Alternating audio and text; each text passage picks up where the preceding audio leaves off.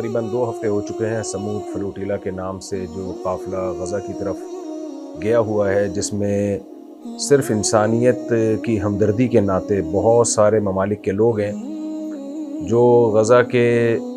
متاثرین کے لیے خوراک لے کر جا رہے ہیں، اور جس میں ہمارے لیے فخر کی بات یہ ہے کہ جناب سینیٹر مشتاق احمد صاحب پاکستان کی طرف سے نمائندگی کر رہے ہیں، فرض کفایہ ادا کر رہے ہیں۔ تو آج میں نے ان کی ایک ویڈیو دیکھی جس میں انہوں نے موبائل پانی میں ڈال دیا۔ بڑی ہمت ہے، ان کی ہمت کو سلام ہے، اور یہ میں ویڈیو اسی وجہ سے ریکارڈ کروا رہا ہوں ان کی ویڈیو آنے کے بعد کہ ہماری دعائیں ہیں کہ اللہ تعالیٰ یہ جو قافلہ غزہ کے مظلومین کے لیے رواں دواں ہیں، اللہ اس قافلے کو اپنے مقصد میں پورا فرمائے۔ اس میں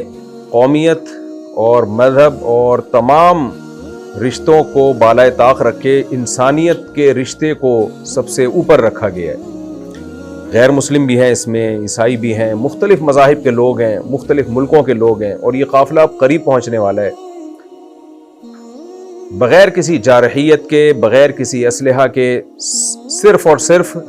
وہاں کے مظلوموں کو مدد پہنچانے کے لیے بہت ہمت کا کام کیا ان سب حضرات نے، جتنے بھی لوگ اس قافلے میں شریک ہیں۔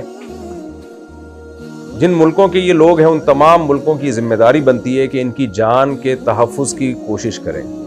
پاکستان کی ذمہ داری ہے کہ جو پاکستانی اس میں ہیں، اور مختلف ممالک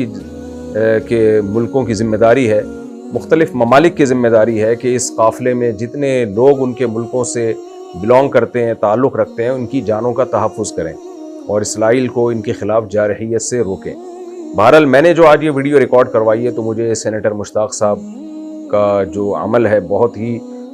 اچھا لگا۔ اللہ تعالیٰ ان کو جزائے خیر دے، وہ بھی اور ان کی اہلیہ بھی بہت عرصے سے غزہ کے مظلوموں کے لیے خاص طور پر ایفرٹس کر رہے ہیں، کوشش کر رہے ہیں۔ ان کی یہ کوششیں اس قابل ہیں کہ ان کی جتنی حوصلہ افزائی کی جائے کم ہے،